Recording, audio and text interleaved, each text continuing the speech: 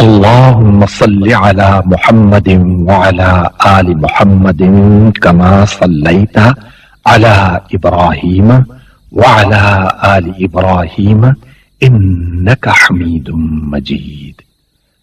اللهم بارك على محمد وعلى آل محمد كما باركت على إبراهيم وعلى آل إبراهيم إنك حميد مجيد. نحمدك يا مجيب كل سائل، والصلاة والسلام على سيد الأنبياء والمرسلين وعلى آله وأصحابه وأزواجه وعلماء ملته أجمعين. أما بعد، فأعوذ بالله من الشيطان الرجيم. بسم الله الرحمن الرحيم. قال الله تبارك وتعالى في القرآن المجيد والفرقان الحميد: إنه هو التواب الرحيم. آمنت بالله صدق الله العظيم وصدق رسوله النبي الكريم.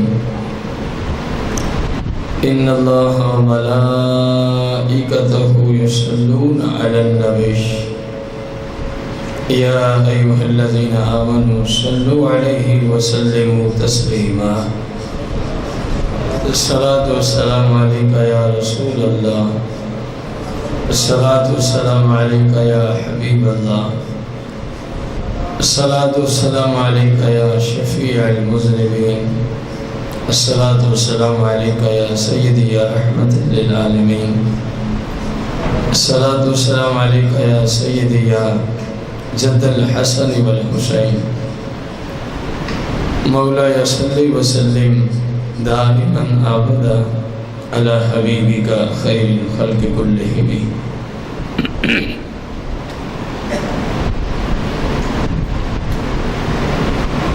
حمد و صلاۃ کے بعد سامعین محتشم، احباب ذی وقار، بزرگوں، دوستوں اور بھائیوں،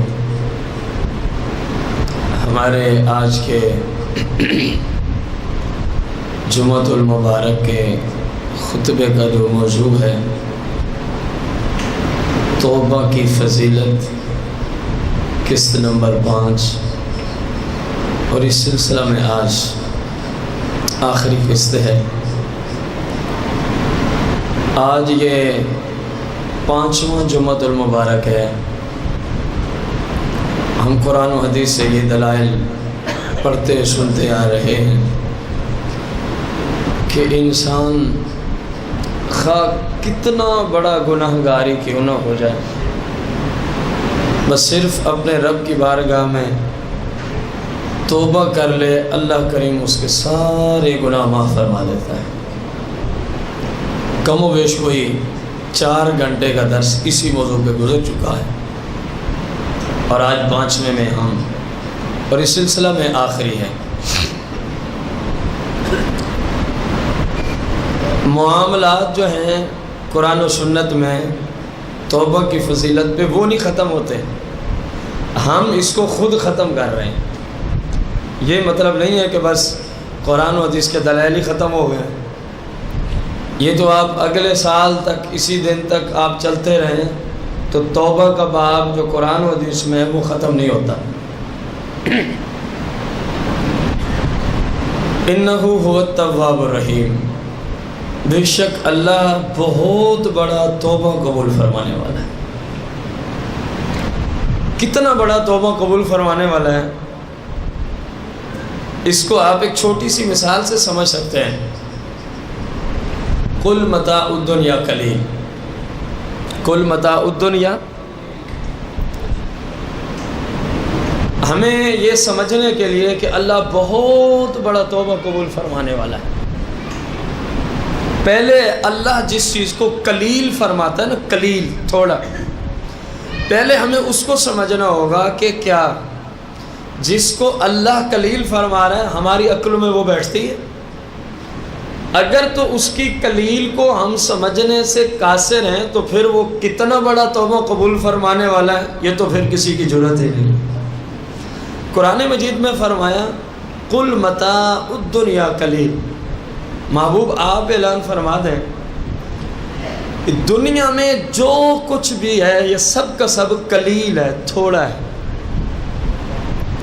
پوری دنیا میں جتنی چیزیں ہیں فرمایا محبوب یہ کیا ہے؟ تھوڑی ہے۔ اور وہ توبہ کے بعد میں فرماتا ہے وہ بہت بڑا توبہ قبول فرمانے والا۔ اب ہم کائنات کی ہر چیز کو تو گننے سے قاصر، کائنات میں جہاز کتنے ہیں، کائنات میں کاریں کتنی ہیں، کائنات میں موٹر سائیکل کتنے ہیں، کائنات میں سائیکل، کائنات میں انسان کتنے ہیں، جن کتنے ہیں، درخت، ان کی پتیاں، ان کی جڑیں، ان کی بنیادیں، اسی طرح ریت، پھر ریت کے ذرات، سمندر، دریا، پھر ان کا الگ الگ ایک پانی کا قطرہ، پھر جو، جوار، باجرہ، الی ھذا القیاس۔ ہم کسی ایک چیز کو لے لیں اور پورے ورلڈ کی بھی نہیں،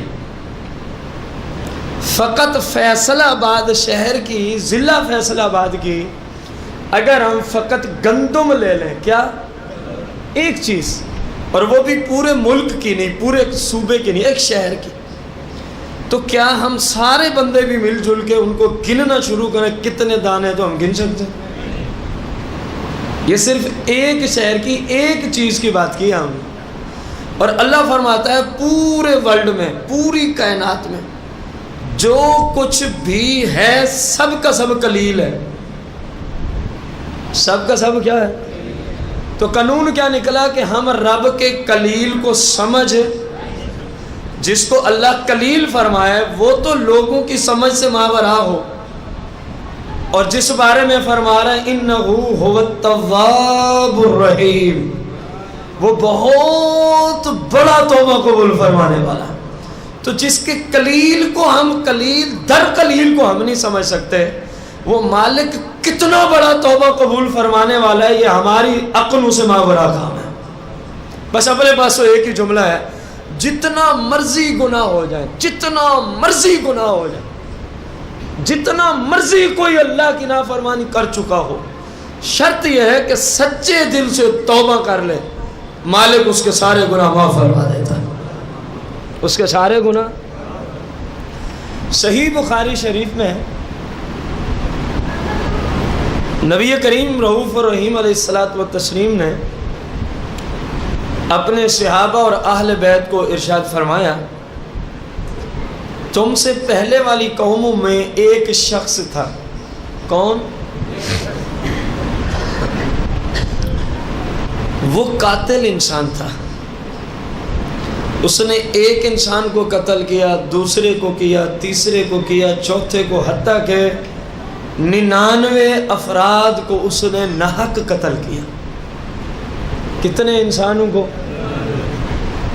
ایک کم 100، 99 افراد، 99 افراد کو اس نے ناحق کیا کیا، جن بیچاروں کا کوئی قصور بھی۔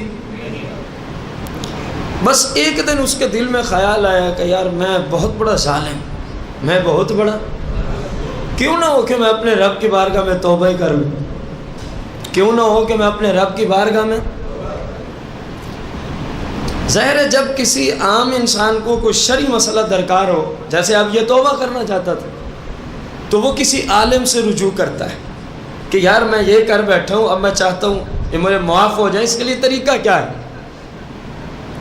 پھر جن علماء سے مسائل پوچھے جاتے ہیں ان کی 2 اقسام ہیں، اس حدیث بخاری سے ہمیں پتہ چل رہا ہے۔ کچھ خشک بندے ہوتے ہیں جو لوگوں کو اللہ سے دور کرنے کی سازش میں رہتے ہیں، اور کچھ اللہ کے نیک بندے ہوتے ہیں جو بھی آ جائے وہ کہتے ہیں پریشانی کی بات کوئی نہیں ہے، انہو هو التواب الرحیم، جو مرضی ہو جائے وہ قبولیت کا درجہ عطا فرمائے گا۔ اب رسول اللہ نے فرمایا کہ وہ شخص چلتے چلتے ایک عالم کے پاس پہنچا، اس کو کہا کہ میرا ایک سوال ہے۔ اس نے پوچھا جی کیا سوال ہے؟ کہنے لگا میں 99 شخص کو کیا کر چکا ہوں۔ اس نے کہا اب کیا ارادہ ہے؟ کہنے لگا جی توبہ، کیا ارادہ ہے؟ اس نے کہا تو اتنا بڑا ظالم ہے، تو اتنا بڑا فاسق ہے، تو اتنا بڑا فاجر ہے، تو نے یہ کیا وہ کیا، تیری توبہ قبول ہی نہیں ہو سکتی۔ وہ بیچارہ آیا تو تھا توبہ کرنے، اور اس نے خشک بندے نے اس کا دل گویا کہ بہت پریشان کر دیا کہ تیری توبہ ہو ہی نہیں سکتی۔ آقا کریم نے صحابہ کو فرمایا، اس نے سوچا توبہ تو میری ویسے ہی، پھر تو کیوں زندہ ہے؟ اس نے اس کو بھی قتل کر دیا، جس سے پوچھنے گیا تھا اس نے اس کو بھی۔ سرکار نے فرمایا اب اس نے کتنے انسان قتل کر دیے؟ 100 انسان۔ پھر اس کے دل میں آیا نہیں یار مجھے توبہ کرنی چاہیے، نہیں یار مجھے، تو ایک عالم کے پاس گیا، اس کو کہنے لگا میں 100 بندے کا قاتل ہوں، میری توبہ قبول ہو سکتی ہے؟ اس نے کہا مسئلہ ہی کوئی نہیں۔ یہ ہے اصل عالم، یہ ہے نبی کا وارث، جو مخلوق خدا کو، جو اللہ کے بارگاہ میں جھکنا چاہتی ہے، اور وہ ان کو اس انداز سے سمجھاتے ہیں کہ وہ بیچارے ڈر کے مارے کہ پتہ نہیں رب معافی نہیں کرتا۔ ایسے علماء اللہ کو پسند۔ اب سرکار فرماتے ہیں وہ بڑا اچھا عالم تھا، اس نے کہا تیری توبہ قبول ہو جائے گی، تیری توبہ، لیکن تجھے ایک کام کرنا ہوگا۔ اس نے کہا وہ کیا ہے؟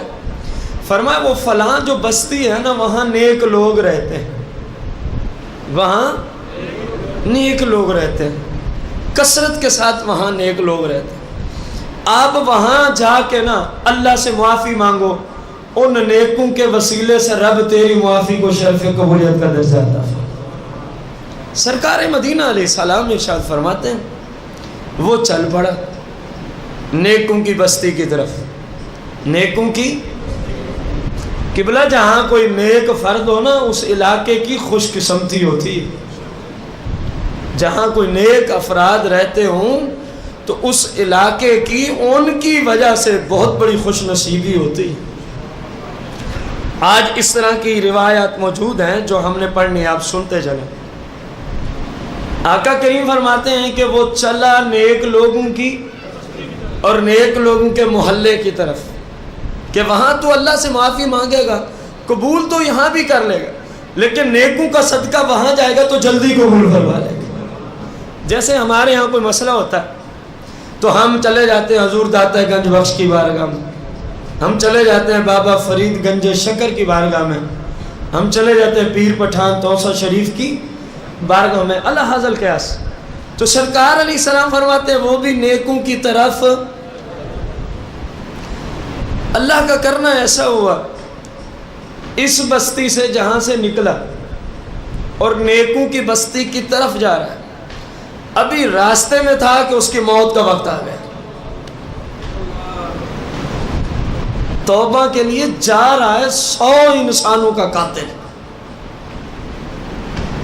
جب موت آ گئی قبر میں پہنچا تو عذاب والے فرشتے بھی آ گئے، سرکار فرماتے ہیں، اور جنت میں لے جانے والے بھی۔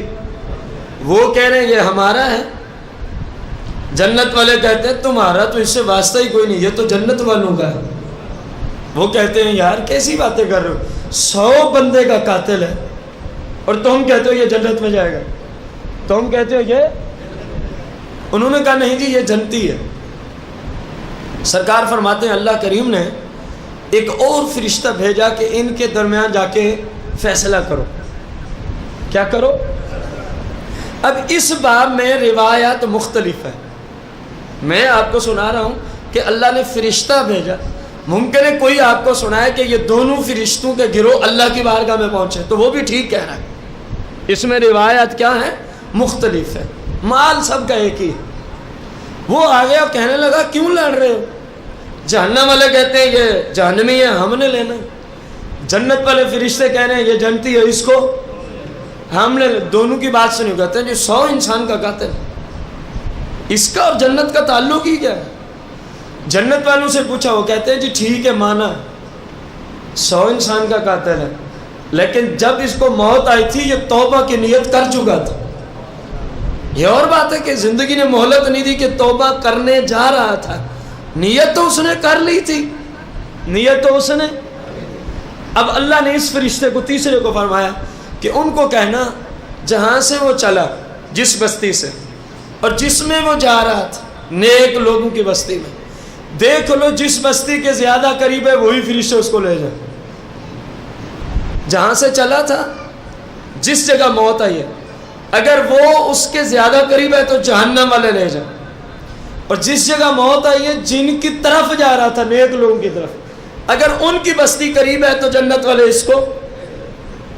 اب غور سے سننا، جب فرشتے ناپنے لگے تو جس بستی سے چلا تھا ان کا سفر زیادہ ہو گیا، ان کا سفر زیادہ، یعنی وہ قریب تھا اس بستی کے، وہ اس بستی کے کیا تھا؟ قریب تھا، اور جدھر جا رہا تھا اس کا ابھی سفر زیادہ تھا. تو خالق لم یزل، کیونکہ انہ هو التواب الرحیم، بہت بڑا توبہ قبول فرمانے ہیں. کچھ فرشتوں کو بھیجا، جاؤ زمین کو سکیڑ دو، میرا بندہ اس طرف قریب ہونا چاہیے، نیک لوگوں کی بستی کی طرف کیا ہونا چاہیے؟ زمین کو سکیڑ دو. وہ ناپ رہے ہیں، دوسرے فرشتے زمین کو سکیڑتے جا رہے ہیں. جب ناپ تو پوری ہوئی تو پتہ چلا یہ نیک لوگوں کی بستی کی طرف اس کا سفر کم رہتا تھا. بس اس فرشتے نے کہا اللہ نے اس کی توبہ کرنے کی نیت کو ہی قبول فرما لیا، اس لیے اس کو جنت میں جانے دو. آپ اندازہ کریں. لیکن یہ یاد رکھیں، توبہ کا یہ مطلب ہرگز نہیں ہے کہ ابھی تو ہم جوان ہیں چلو گناہ کر لیں، جب بوڑھے ہوں گے توبہ کر لیں گے. تو آپ کے پاس کوئی سند ہے کہ آپ نے بوڑھا ہونا؟ آپ کے پاس کہیں لکھا ہوا ہو کہ آپ کی عمر ابھی اتنے سال رہتی ہے؟ کسی کے پاس. تو پھر یہ دھوکہ شیطان کا ہوگا. یہ دھوکہ کس کا ہوگا؟ شیطان کا ہوگا. اور کوئی نہیں توبہ کر لیں گے، خیر ٹھیک ہے، توبہ کر لینا. جان بوجھ کے گناہ کرنے والوں سے سوال ہے، اگر کسی بندے کی ہڈی ٹوٹ جائے تو ہمارے زمانے میں ہڈی کو جوڑنے والے ڈاکٹر موجود ہیں نا؟ بولیں تو صحیح ہے نا؟ پیٹ پھٹ جائے اس کو ٹانکے لگا کے سینے والے ماہرین بھی کیا ہیں؟ سر پھٹ جائے ٹانکے لگا کے سینے والے موجود ہیں نا؟ جو توبہ کی وجہ سے کر لیں گے، ابھی جو دل میں آتے گناہ کر لو، گناہ کرتا ہے اس سے سوال ہے میرا، سر جوڑنے والے ماہرین موجود ہیں نا؟ جیسے توبہ کی وجہ سے کل کو گناہ ختم ہو جائیں گے تو یہ سر کو جوڑ دیں گے، ہتھوڑا اٹھا کے مار اپنے سر میں دو چار. تجھے ہم دیکھیں تو کیسے مارتا ہے؟ جب گناہ کی باری آتی کہتے خیر ہے توبہ کر لیں گے، کہتے خیر ہے رسول اللہ شفاعت فرما دیں گے. کتنی بے شرمی کی بات ہے. تو خیر ہے ڈاکٹر صاحب آپ کے سر کو ٹانکے بھی تو سر میں لگاؤ دو چار ہتھوڑے، سمجھ آ جائے گی جان بوجھ کے نافرمانیاں کیسے کی جاتی. آپ کی ہڈی کسی کی بھی ٹوٹ جائے، ڈاکٹر صاحب موجود ہیں جوڑ دیں گے. ہتھوڑا اٹھا کے اپنی ہڈی خود توڑ کے رکھو، کیونکہ بعد میں جوڑ تو جائے گی نا. آپ لوگوں کو مثال سمجھ آئی ہے یا کوئی اور طریقہ اپنا؟ جو کہتے ہیں کل کو توبہ کر لیں گے، سرکار شفاعت فرما دیں گے، خیر ہے گناہ کر لو اپنی مرضی سے. میں نے ان کو سمجھایا کہ ڈاکٹر تمہاری ہڈی کو جوڑ دے گا، ڈاکٹر تمہارے پھٹے ہوئے سر کو ٹانکے لگا کے جوڑ دے گا، تمہارا بازو ٹوٹ جائے جوڑ دے گا. تو ان ساری چیزوں کو کوئی عقل مند توڑ دے گا اس وجہ سے کہ کل کو ڈاکٹر سے جڑوا لیں گے.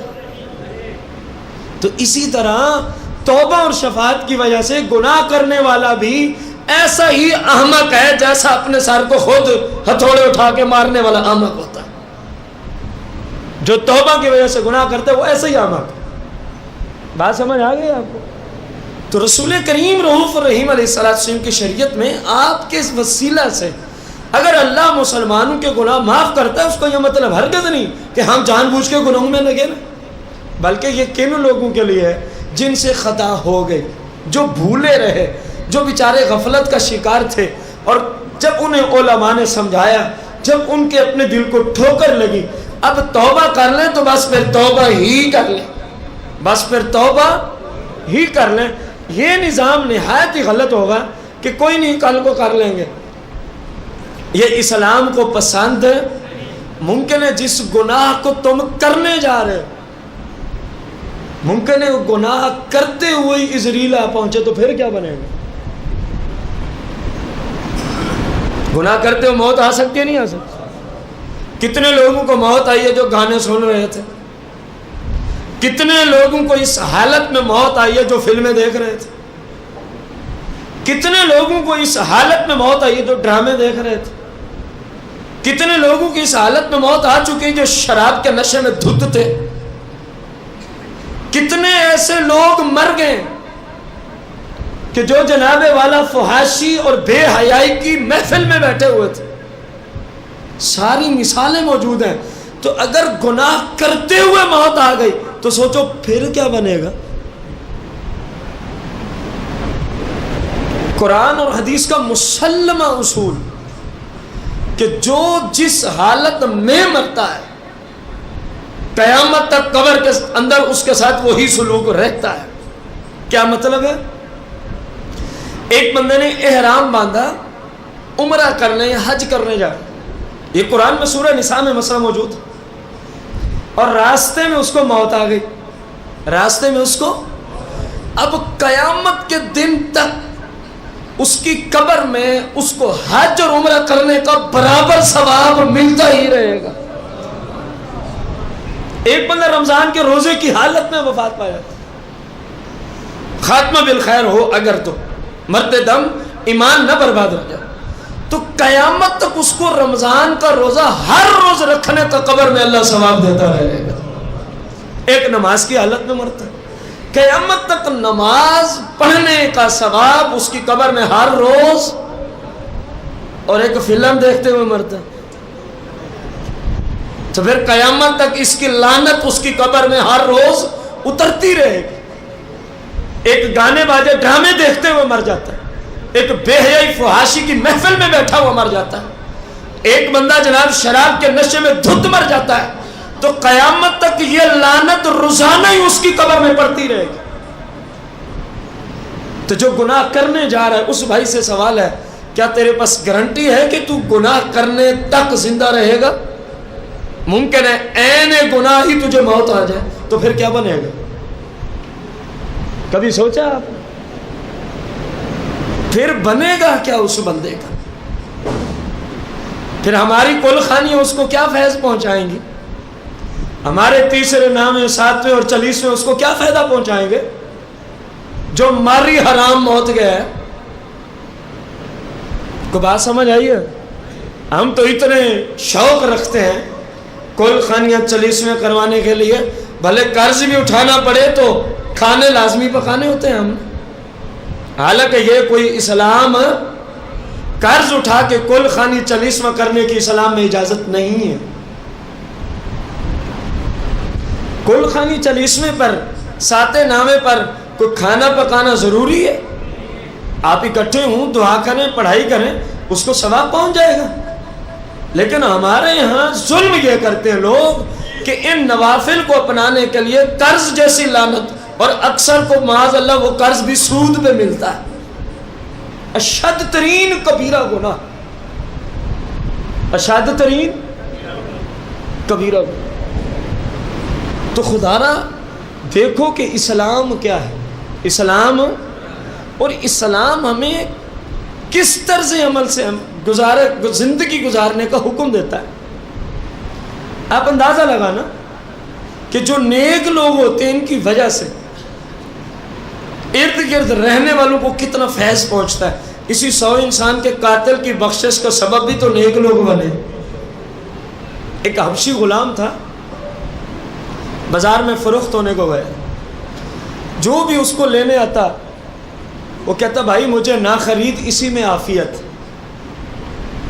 وہ سے پوچھتا تو مجھے خرید کے کیا کرے گا, مجھ سے کون سا کام لے گا؟ ایک بندہ اس کو خریدنے آیا, اس نے پوچھا آپ خریدنے کے بعد مجھ سے کون سا کام کروائیں گے؟ اس نے کہا جی آپ کی ڈیوٹی ہوگی میرے گھر کے مین دروازے پہ کھڑے رہنا, کوئی آئے کوئی جائے تو اجازت ہے اس کے لیے گیٹ کھولنا, بس.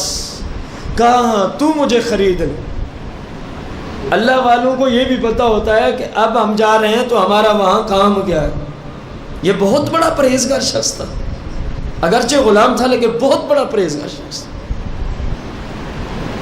یہ جو خریدنے والا شخص تھا اس کی 3 بیٹیاں تھیں. کتنی؟ اور تینوں بدکارہ تھے. اور تینوں جب ان کا باپ آگے پیچھے جاتا اپنی مرضی سے باہر نکل کے بدکاری بے حیائی فحاشی پھیلاتی رہتی. اس نے اسی مقصد کے لیے غلام خریدا. اور اب کیا ہوا، اس نے کہیں باہر جانا تھا، وہ اپنے غلام کو کہہ گیا کہ میں بیٹیوں کے کھانے پینے کا بندوبست کر چلا، یہ تجھے کہیں بھی تو نے دروازہ نہیں کھولنا، ان کو باہر نہیں جانا. وہ چلا گیا. بیٹیوں نے کہا غلام کو دروازہ کھول. کہنے لگا میرے آقا کا حکم ہے، میں نے دروازہ. کہنے لگی دروازہ کھول، تو ہمارا بھی تو غلام ہی ہے. اس نے کہا دروازہ نہیں کھلتا. ان بچیوں نے اس کو پیٹا، اچھا مارا، حتیٰ کہ زخمی کر دیا. اس نے کہا دروازہ نہیں کھلتا. وہ ایک بندے کا اتنا فرما بردار، سزا مل رہی ہے دروازہ نہیں کھولنا، کیونکہ میرا مالک کہہ گیا دروازہ، اور ہم اللہ کی جو فرما برداری کرتے ہیں ہمارے سامنے. وہ بندہ واپسی آیا.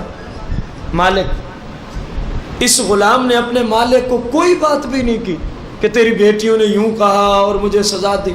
کام چلتا رہا. وہ پھر کسی کام کو گیا، پھر غلام کو کہہ گیا ان کے کھانے پینے کا بندوبست کر دیا، ان کو باہر. اس نے کہا جی جو حکم سر حکم. باپ گیا تو بیٹیوں نے پھر کہا نوکر کو دروازہ کھول. اس نے کہا جی میرے آقا کا حکم ہے دروازہ نہیں کھلے. انہوں نے اصرار کیا. اس نے کہا دروازہ نہیں کھلے. حتیٰ کہ انہوں نے پھر اس بیچارے کو زخمی کر دیا، پھر اس بیچارے کو زخمی کر دیا. اس کا آقا واپسی آیا، اس نے پھر بھی کوئی بات نہیں کی. اب دیکھیں کہ اللہ والے کسی کی توبہ، کسی کی بخشش، کسی کے صراط مستقیم میں آنے کے لیے کیا کیا مصیبتیں اٹھاتے ہیں، کیا کیا پریشانیاں اٹھاتے ہیں. جب اب ان کا باپ واپسی آیا تو اس نے اب بھی اپنے آقا کو کوئی بات نہیں بتائی.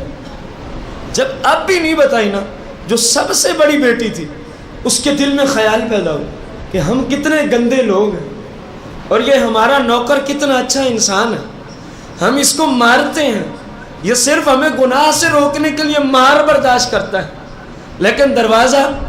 اور پھر ہمارے ابا حضور کو بتاتا بھی نہیں ہے، ورنہ ابا ہمیں مارتا. یہ کتنا اچھا انسان ہے، ہم سے تو ہمارا نوکر ہی اعلیٰ درجے کا پرہیزگار. بس اس بڑی بیٹی نے اللہ کی بارگاہ میں سچی توبہ کر دی. اب پتہ چلا چھوٹی بیٹی کو کہ ہمارا نوکر ایسا. میری بڑی بہن بھی نمبر لے گئی، پرہیزگار بن گئی، توبہ طیب. میں کیوں نہ توبہ کروں؟ چھوٹی بھی توبہ طیب. درمیان والی کو پتہ چلا، وہ بھی توبہ طیب. اگلی بات سننے قابل ہے، پورے محلے والوں کو اس بات کا پتہ چلا کہ ان کے پاس جو غلام آیا ہے نوکر، اس کی برکت سے وہ گھر والی بچیاں جو بدکارہ تھیں وہ کیا ہو چکی ہیں؟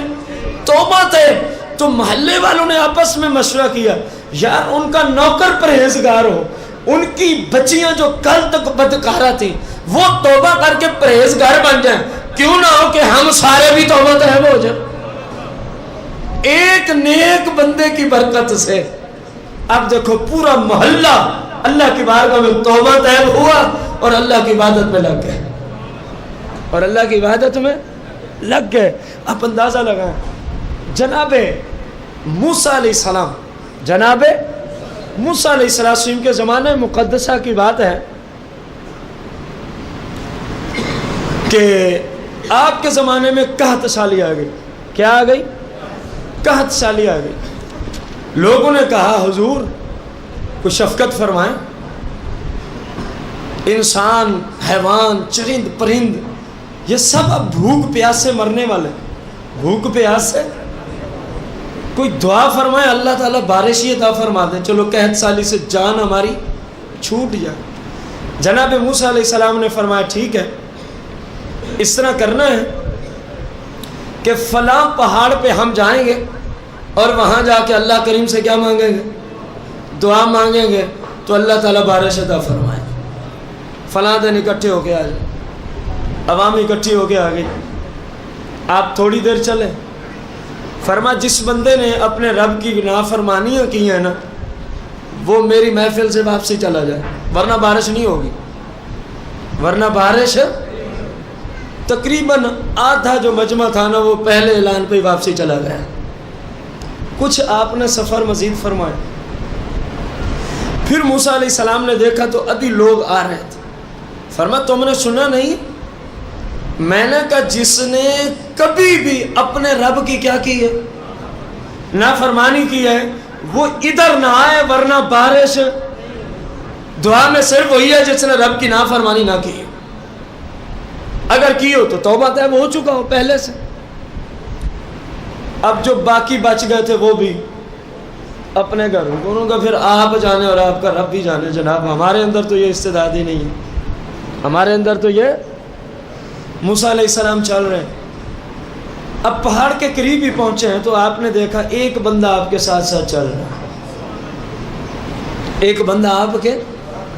غور کرنا، یہ بنی اسرائیل کے لوگوں کی بات ہو رہی ہے، اور جس بندے کی بات ہو رہی ہے وہ نبی نہیں ہے، جو موسیٰ علیہ السلام کے ساتھ چل رہا ہے وہ آپ کا امتی ہے۔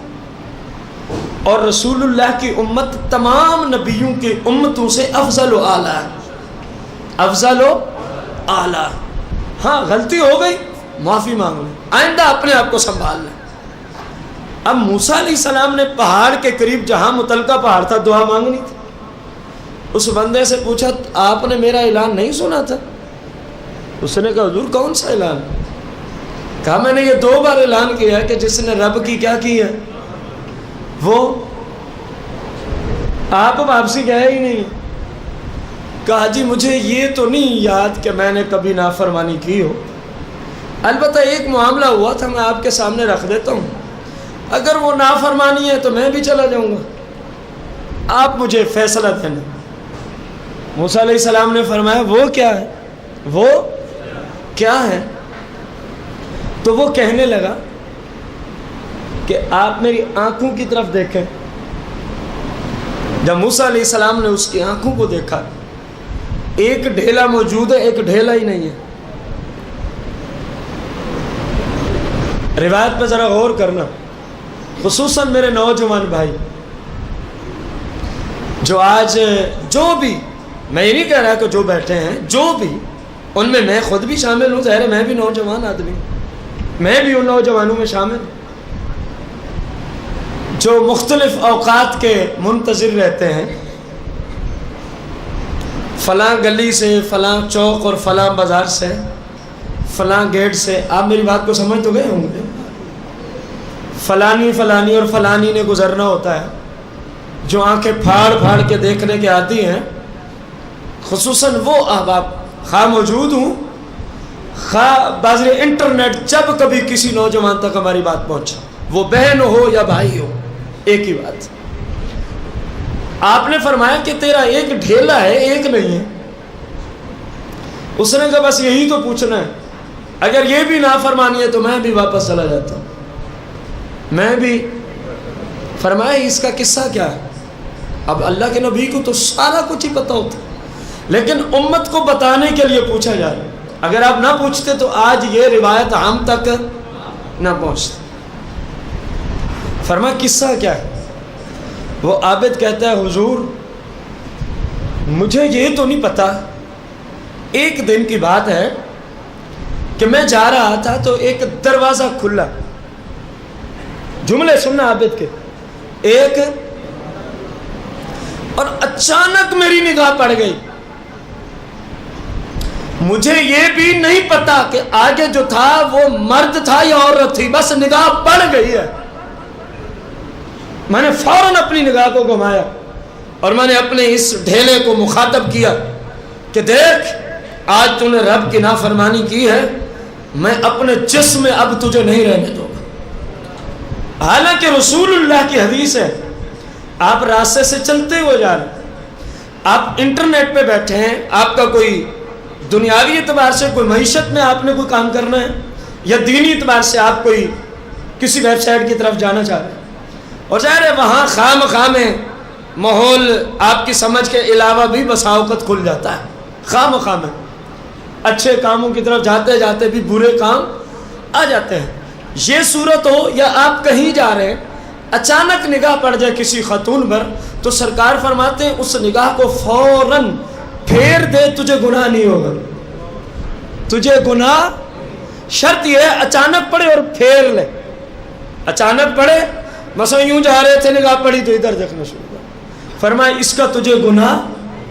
اسی طرح نیٹ پہ بھی یہی صورت حال ہوگی، اچانک نگاہ پڑ گئی، فوراً اس کو آگے پیچھے کر کے اپنی نگاہ کی حفاظت کرے، فرمایا کوئی گناہ نہیں ہوگا۔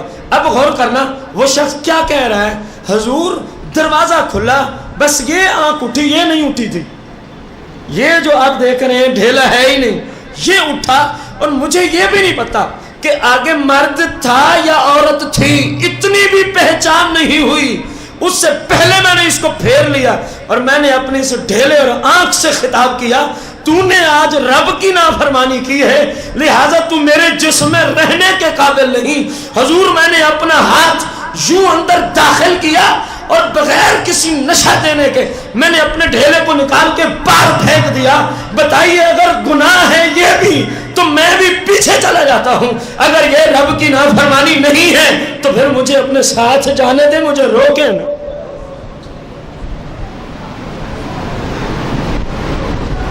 وہاں جو رہبر اور رہنما ہوتے تھے وہ انصاف والے لوگ ہوتے تھے، ان لوگوں میں کسی کی محنت کا قدر و منزلت کرنے والے لوگ ہوتے تھے۔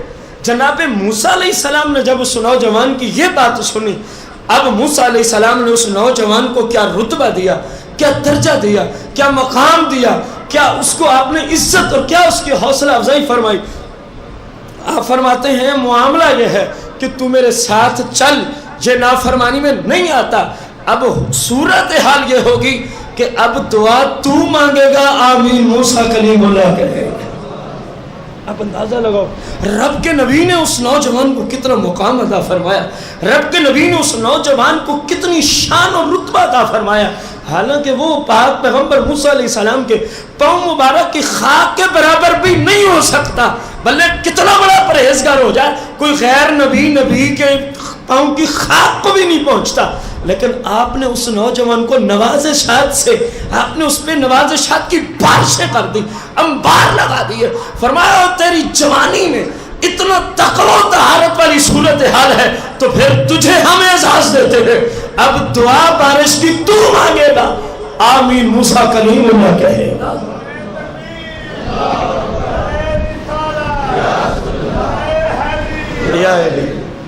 کوئی بات سمجھ آئی؟ ہم بھی نوجوان، ہم بھی آج اپنی زندگی گزار رہے ہیں، آج جس حوالے سے ہم اپنی آنکھوں کی حفاظت کرتے ہیں وہ کسی سے پوشیدہ، ہماری نگاہیں کہاں کہاں بھٹکتی، بلکہ اگر میں یہ جملہ بولوں تو بے جانی ہوگا، کون سا ایسا بے حیائی اور فحاشی کا منظر ہے جس کو آج نوجوان کی آنکھ نہیں دیکھتی، میں یہ بولوں گا اللہ ماشاء اللہ، جن کو اللہ نے تقوی و طہارت سے نوازا ہے، جن کو اللہ نے اپنا خوف عطا فرمایا ہے، وہ مستثنا ہے، لیکن اکثر کی جو حالت ہے وہ آپ کے سامنے ہی ہے۔ ہماری آنکھوں کی حفاظت کتنی ہو رہی ہے، ہم اپنی آنکھوں کو کتنا اللہ کی نافرمانیوں والے کام سے بچا کے رکھتے ہیں، کتنا ہم اپنی آنکھوں کو اللہ کی نافرمانی والے مناظر دیکھنے سے روک کے رکھتے ہیں۔ اس نوجوان کے قصہ سے ہی عبرت پکڑ لو، تھا وہ بھی نوجوان اور مجھ سے آپ سے قد میں بھی لمبا تھا، مجھ سے آپ سے جسامت کے پاورفل ہونے کے اعتبار سے طاقت میں کئی گنا ہم سے زیادہ تھے۔ بنی اسرائیل کے لوگ بڑے طاقتور لوگ تھے، ہم تو 1400 سال پہلے والے لوگوں جتنی طاقت اور جسامت نہیں رکھتے، اور وہ تو بنی اسرائیل کے لوگ تھے۔ سمجھ آ رہی ہے؟ اب اس نوجوان نے جب اتنے جملے بولے، موسیٰ علیہ السلام نے فرمایا اب ہاتھ اٹھا۔ اس نوجوان نے ہاتھ اٹھایا، یا اللہ تیری مخلوق قحط سالی کے مبتلا ہے، بھوکے پیاسے مرنے والے ہیں، اے قدوس اے قدوس اے قدوس، یہ اس کے کلمات، مہربانی فرما اپنے خزانوں سے بارشی عطا فرما دے۔ موسیٰ علیہ السلام پیچھے فرما رہے ہیں آمین اس کا کوئی مطلب ہرگز یہ غلط نہ لے کہ موسیٰ علیہ السلام جو آمین فرما رہے ہیں کوئی اس نوجوان کی نبی سے معاذ اللہ شان بڑھ گئی ہے، ہرگز نہیں۔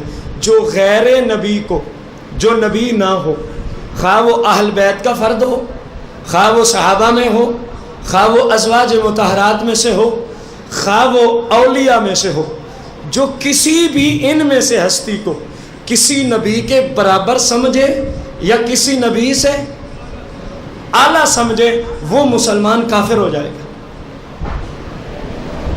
یعنی اگر کوئی بندہ کہے جناب ابوبکر صدیق رضی اللہ تعالیٰ عنہ جناب یحییٰ علیہ السلام کے برابر یا اعلیٰ تھے، تو ایسا شخص کیا ہو جائے گا؟ کافر ہو جائے گا۔ اگر کوئی شخص ہے عمر بن خطاب جناب عیسیٰ علیہ السلام جیسے یا آپ سے اعلیٰ تھے، وہ انسان مسلمان کیا ہو جائے گا؟ ایک بندہ کہتا ہے جناب عثمان بن عفان حضرت سیدنا ابراہیم علیہ السلام کے برابر یا ان سے اعلیٰ تھے، تو ایسا شخص کیا ہو جائے گا؟ اسی طرح کوئی شخص سکتا ہے مولا کائنات مولا مشکل کشا کرم اللہ وجہ الکریم کسی بھی نبی سے مثلا جناب حضرت ادریس علیہ السلام کے برابر ہیں یا ان سے افضل ہیں، ایسا شخص کیا ہو جائے گا؟ کافر ہو جائے گا۔ اسی طرح کوئی حسن و حسین رضی اللہ عنہما کو کہتا ہے وہ فلاں نبی کے برابر یا ان سے افضل ہیں، تو ایسا مسلمان اگر پہلے مسلمان تھا تو اب کیا ہو جائے گا؟ کیونکہ رب نے جو نبوت کا منصب بنایا ہے اس منصب کو نبی کے سوا کوئی بھی پہنچ سکتا، اور جو پہنچائے وہ سمجھے وہ خود اسلام سے خارج ہو گیا، وہ خود اسلام سے خارج۔ موسیٰ علیہ السلام اعلیٰ شان کے مالک ہیں، لیکن نوجوان سے کیوں دعا کروائی ہے؟ نوجوانوں کو درس دیا جا رہا تھا، آنے والی نسلوں کو بتایا جا رہا تھا کہ اگر تم اپنی جوانی کو داغدار ہونے سے بچا لو، اگر تم اپنے عالم شباب کو اللہ کی بارگاہ میں گزارنے والے ہو جاؤ، اگر تم اللہ کی جناب میں تقوی و طہارت اختیار کرو، اے نوجوانوں، پھر اللہ اتنا راضی ہوتا ہے، اللہ کا نبی اتنا راضی ہوتا ہے، پھر تم اگرچہ نبی کے برابر نہیں ہو سکتے، لیکن نبی کرم فرماتا ہے کہ دعا تو مانگ آمین میں کہتا ہوں، دعا تو مانگ اور آمین میں کہتا ہوں۔ آج ہماری کیا حالت ہے؟ یہ تو بنی اسرائیل کا نوجوان ہے جس کی بات آپ کو عرض کی، آپ نے سنی، جناب موسیٰ علیہ السلام اور آپ کی قوم کا ایک پرہیزگار شخص جس کو اتنا بھی پتہ نہیں چلا کہ دروازے کے سامنے میل ہے کہ فیمیل ہے۔ آپ نے سمجھا مسئلے کو؟ اس نے بدنگاہی کب کی ہوگی؟ جس کو یہی نہیں پتا کہ جہاں نگاہ پڑی ہے یہ عورت ہے یا اس نے بدنگاہی کی ہوگی۔ بدنگاہی کا تعلق کی پہچان کے بعد ہے، جب پتہ چلے یہ کون ہے اور کیسی ہے، یہ کون ہے اور کیسی ہے۔ اور اس کو تو اتنا نہیں پتہ چلا یہ مرد ہے یا عورت، اور پھر اس نے اپنے آپ کو سزا کیا دی، ڈھیلا ہی نکال دیا۔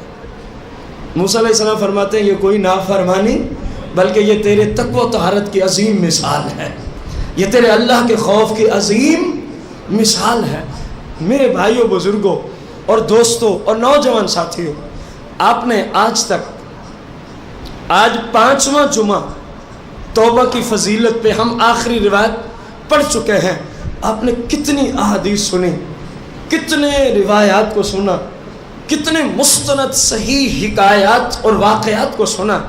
ان کی روشنی میں آخری جو جملہ آج ہم نے بولا، بالخصوص اس کی روشنی میں ہر شخص اپنی سیرت پہ غور کرے، اپنی سیرت پہ، اپنے کردار پہ غور کرے کہ یہاں کیا ہے اور میں کیا کر رہا ہوں، اسلام مجھے کیسا دیکھنا چاہتا ہے اور میں کیسا بنا ہوا ہوں، اسلام مجھے کس راستے پہ دیکھنا چاہتا ہے اور میں کن راستوں پہ بھٹک رہا ہوں، اسلام مجھے کتنی عزت دیتا ہے اور میں خود رب کی نافرمانیاں کر کے ذلت کا شکار ہو چکا ہوں۔ اپنے آپ پہ ذرا غور کریں، میں بھی کر رہا ہوں، آپ بھی کریں، کیونکہ میں بھی آپ جیسا ایک انسان ہوں، مجھ سے بھی غلطیاں خطائیں سرزد ہوتی ہیں، کیونکہ میں آپ جیسا ہی ایک انسان، ہم سب کو غور کرنا ہو اپنے شب و روز کیسے بسر رہے، شب و روز کو کیسے ہم گزار رہے ہیں، 24 گھنٹوں میں کتنا ٹائم ہے کہ ہم رب کی فرما برداری والے کام کرتے ہیں اور کتنا وقت ہے کہ ہم گناہوں میں بسر کرتے ہیں، ذرا کبھی سوچنا تو صحیح۔ 24 घंटों में। फिर जब 24 घंटे समझ आ जाए फिर हफ्ते की तरफ मुंतकिल हो जाए कि पूरा हफ्ता गुजरा है फर्मा बरदारी में कितना वक्त लगाया और अल्लाह की नाफरमानी में। जब हफ्ता आप सोच लें, फिक्र कर लें, फिर महीने की तरफ आ जाए कि पूरे महीने में मैंने कितना रब की नाफरमानियां की। जब महीना आ जाए तो फिर साल की तरफ चले जाना। जब साल समझ में आ जाए तो अपनी उम्र का हिसाब कर लेना, फिर देखना कि क्या किया है और क्या करना था, क्या किया है और क्या। क्या अभी भी नौजवानों को समझ नहीं आई कि हमने अपनी निगाहों की क्या करनी है? बोलो तो सही है। बद निगाही से अपनी आंखों को अभी भी समझ नहीं आई कि हम अपने आप को गुनाहों से बचा लें और जो हो गए रब से माफ़ी मांग लें। जो हो गए रब से माफ़ी मांग लें। वो बड़ा गफूर रहीम है। माफ़ी मांगना हमारा काम है, गुनाहों को, सारे गुनाहों को ख़त्म कर देना ये अहकमुल हाकिमीन की शान है, ये अहकमुल हाकिमीन की। लेकिन तौबा ऐसे हो जैसे जानवर के थनों से दूध निकाला जाता है। जब जानवर के थनों से दूध निकाल लें तो वापस जाता है। बस ऐसी तौबा शरीयत को मतलूब है। जैसे वो नहीं वापस जाता ना, तौबा करने के बाद गुनाह की तरफ आप भी वापस ना जाएं। कुरान में इसको तौबतन नसूह का जिक्र है ना, इस तौबा को कहा है। तो क्या ख्याल है, क्या समझ आई है कि जिस तरह गुजर रही है गुजरती रहे या कुछ सोचना चाहिए? जैसे भटक रहे हैं भटकते रहे या तौबा करके सिरात मुस्तकीम पे चलना चाहिए? जैसे नाफरमानियां हो रही हैं होती रहे हत्ता कि जनाब इजरील अलैहिस्सलाम आ पहुंचे, या हम अभी से शाम किसने देखी? ये शैतान के मुख्तलिफ जाल हैं फंसाने। कोई नहीं, शाम को तौबा कर लेंगे, कल कर लेंगे। कोई नहीं, जुमा आ रहा है ना, बरकत वाला दिन है, जुमे वाले दिन से तौबा कर लेंगे। किसी को कहा कोई मसला ही नहीं है यार, अगला महीना रबीउल अव्वल आ रहा है, रबीउल अव्वल में जाके तौबा कर। और किसी को कहेगा नहीं रमज़ान का इंतज़ार कर लेते हैं, रमज़ान में तौबा कर लेंगे। तो जब शैतान आपको यूं कहे ना, किसी को भी, आप उसको फौरन ज़बह करें। उसको कि तू तो शाम का कहता है, यहाँ दूसरी सांस का भरोसा नहीं है। तू तो जुमे दिखाता है, यहाँ तो दूसरी सांस का ही। तू हमें शबान, रमज़ान व रबीउल अव्वल व फला महीने दिखाता है, या फला जगह जाऊंगा। अब कितने दोस्त ऐसे मिले जिनको कहा खुदा का नाम लो, मेरे आका ने चेहरे पे दाढ़ी को सजाया था, तमाम अंबिया ने चेहरे पे दाढ़ी को शर्फ बख्शा था, तमाम अहले बैत अतहार के मर्दों ने अपने चेहरों पे दाढ़ी को शर्फ बख्शा था, तमाम सहाबा ने, तमाम औलिया आइम्मा मुज्तहिदीन ने खुदारा दाढ़ी सजा लो। आगे से जवाब मिलता है जब मदीने वाला रोजे पे बुलाएगा ना, वहीं से दाढ़ी रख के आएंगे। भला ये कौन सा इस्लाम है? ये तो शैतान का चाल है। ये तो शैतान तुम्हें फंसाना चाहता है। ना तुम मदीने जाओ, ना इस गुनाह से तौबा हो। मदीने वाला गुनाह करने वालों से नफरत फरमाता है। मदीने वाले को वो शख्स अच्छा ही नहीं लगता जो मदीने वाले की शरीयत को पामाल करता है, जो रसूल पाक सल्लल्लाहु अलैहि वसल्लम के बताए हुए तरीकों को तोड़ के अपनी मर्जियां करता है। वो सरकार को लोग पसंद, सरकार को तो वो पसंद है जिनके वजूद से मुस्तफा करीम की सुन्नत की खुशबू उठती हो। तुम के तुम मदीने जाएंगे, सरकार के तरीके को अपना के देखो। अगर यही मदीने वाला दीदार ना करे तो फिर कहना पता नहीं कब जाओगे, जाओ ना जाओ। मदीना जाना ये कोई गारंटी तो नहीं है कि आपकी हाजिरी कबूल हो गई है। ये सारे शैतान के जाल हैं जिनमें उसने मुख्तलिफ लोगों को फंसा के रखा हुआ है। बस तौबा का एक ही म्यार है, जब बन गया ना ज़हन कि यार आज के बाद रब की नाफरमानी, उसी वक्त अल्लाह की जनाब में तौबा। और क्या ही उस तौबा की फजीलत है।